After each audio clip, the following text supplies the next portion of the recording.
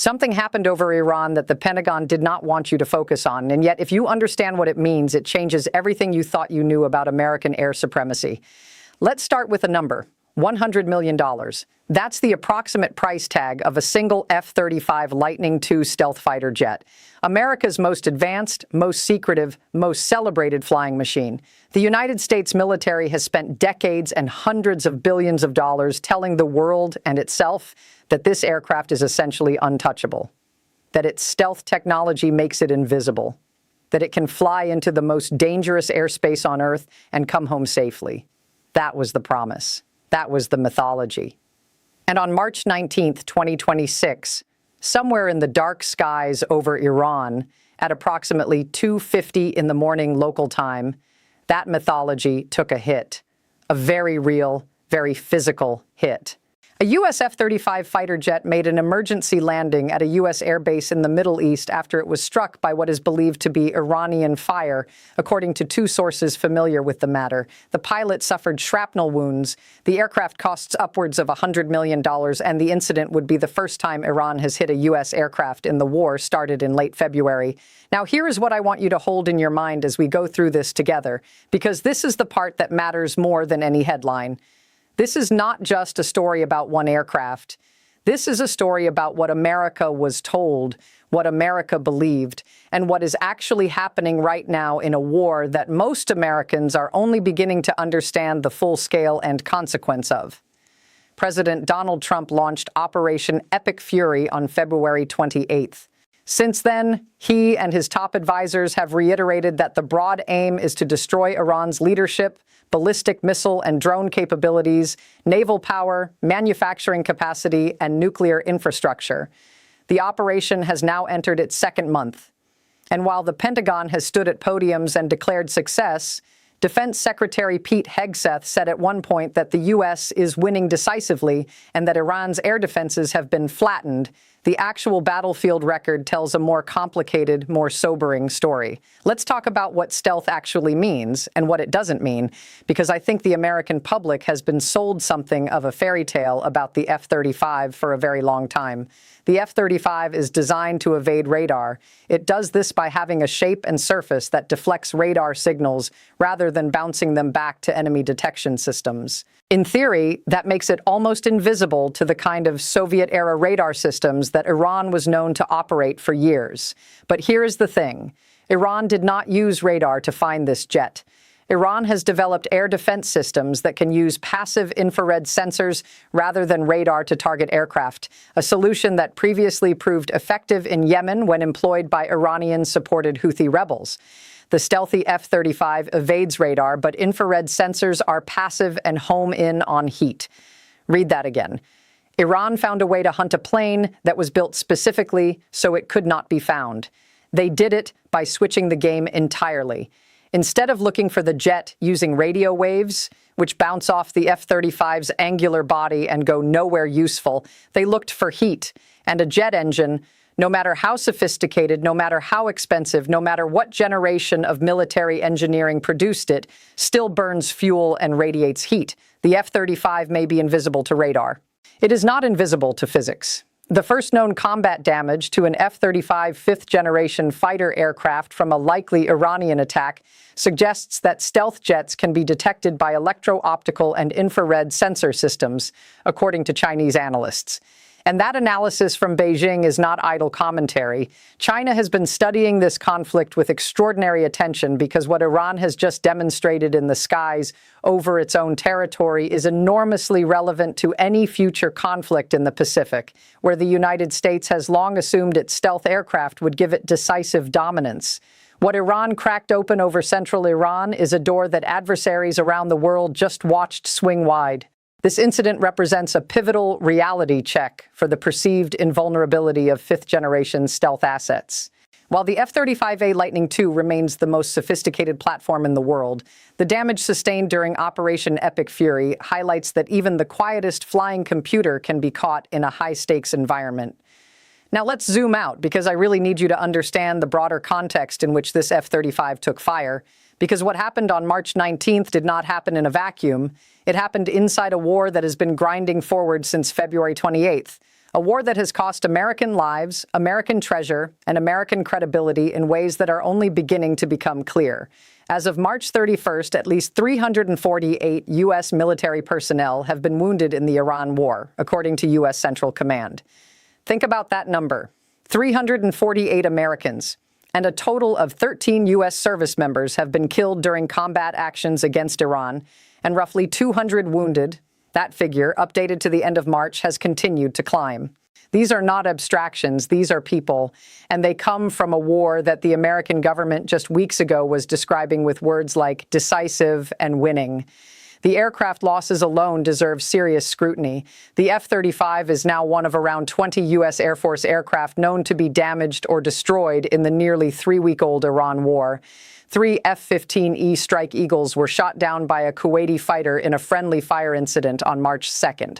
All crew members were recovered safely. On March 12th, a KC-135 Stratotanker crashed in western Iraq, killing all 6 airmen aboard.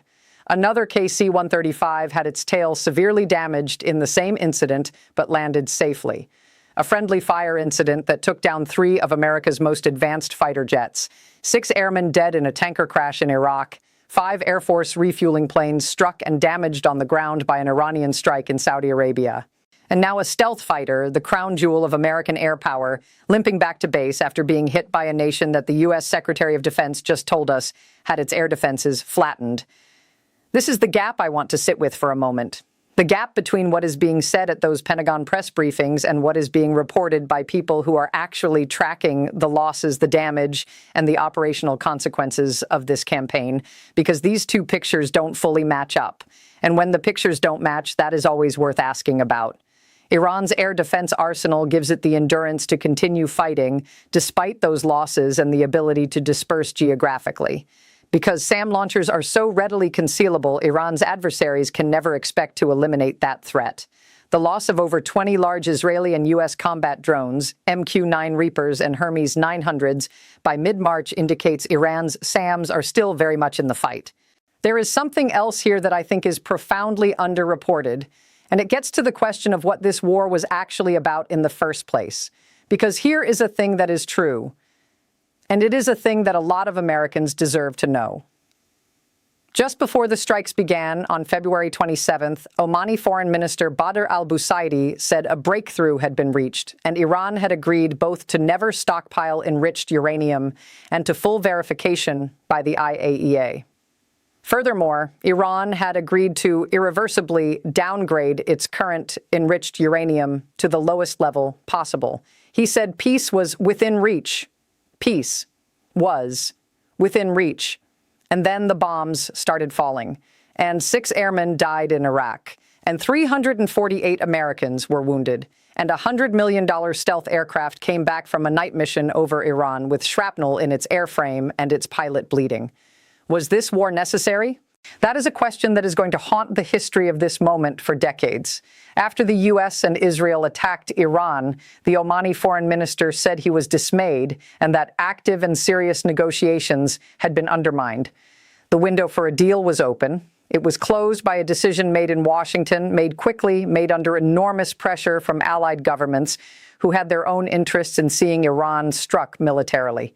According to the Washington Post, Crown Prince of Saudi Arabia Mohammed bin Salman had multiple phone calls with Trump urging him to attack Iran, and Trump's decision to attack Iran came after the Saudi Arabian and Israeli governments lobbied him repeatedly to make the move. And so the United States launched the largest military campaign it has conducted in the Middle East in a generation, a campaign that has now, by the Pentagon's own accounting, struck more than 11,000 targets and cost tens of billions of dollars. Partly because 2 allied governments with their own regional ambitions made a compelling case to the President of the United States. Now, none of this is to say that Iran is an innocent party in the larger story of Middle Eastern geopolitics. Iran has funded proxies, destabilized neighbors, and maintained a nuclear ambition that made the entire region nervous. These are real things. But the sequence of events, the diplomatic breakthrough that was within reach, the lobbying that preceded the launch of Epic Fury, the speed with which the operation began, all of it raises questions that the American people have every right to be asking loudly. Let's come back to the F-35 because the story of this aircraft is actually a useful lens through which to see all of this. Electro-optical and infrared surface-to-air missile systems are especially vexing, as U.S. fourth-generation fighter aircraft would have no idea they were being attacked until they are struck, unless they visibly see the missile launch and head their way. And the implication, the deeply unsettling implication, is that even fifth-generation aircraft are increasingly vulnerable to adversaries who have done the work of figuring out their blind spots. This is what happens in real wars. The technology advantage that looks decisive on paper gets ground down by creativity, adaptation, and the brutal physics of conflict. The United States has the most advanced military in the history of human civilization. That is genuinely true. And it is also true that Iran, a country under maximum economic pressure, under decades of sanctions, with a fraction of America's military budget, managed to find and damage the centerpiece of American air power using a passive infrared sensor that does not even emit a signal that a stealth aircraft can detect. That should make every American pay attention, not because it means the U.S. military is weak. It isn't. Not because it means Iran is winning. The picture there is complicated and contested. But because it reveals something true and important about the nature of modern warfare that challenges the comfortable certainties that have shaped American defense thinking for a generation. Russia has reportedly been sharing U.S. military positions with Iran. Think about what that means for a moment. We are in a conflict with Iran. And Russia, a nation with which we are in a kind of cold competition across Europe and the Middle East, is reportedly providing our adversary with information about where our forces are. That is not a footnote. That is a strategic reality that changes the entire geometry of this war. This is not a contained regional conflict. This has tentacles that reach into the broader architecture of global power competition. Oil has jumped from $70 per barrel before the war to over $100 per barrel by the 9th day of the conflict, a 43% increase. That lands directly in the pocketbooks of American families at the gas pump. European natural gas prices have spiked by 84%. Food inflation is accelerating. The economic reverberations of this military campaign are already rippling into the global economy in ways that will be felt long after the last bomb is dropped. And here's the thing that connects all of this back to that F-35 limping home in the early hours of March 19th.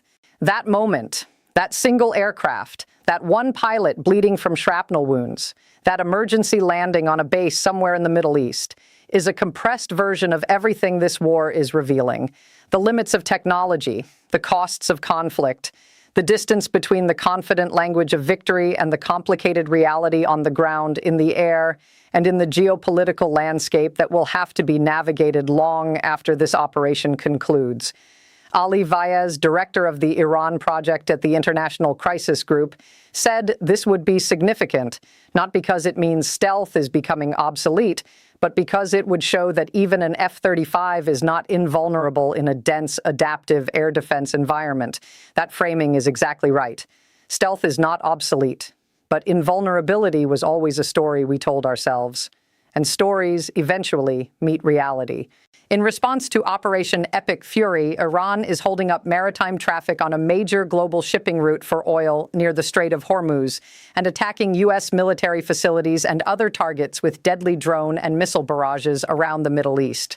The Strait of Hormuz, that narrow channel through which a significant portion of the world's oil supply passes, has become a pressure point of enormous consequence.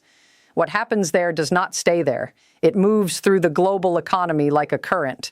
We are in a moment that demands clear eyes and honest accounting, not the triumphant language of press briefings designed to manage public perception, not the convenient amnesia that forgets the diplomatic window that was open before the first bomb fell, but a genuine, serious, honest look at what this war is, what it costs, what it risks, and what it says about the choices that were made and the choices that are still being made in the name of the American people.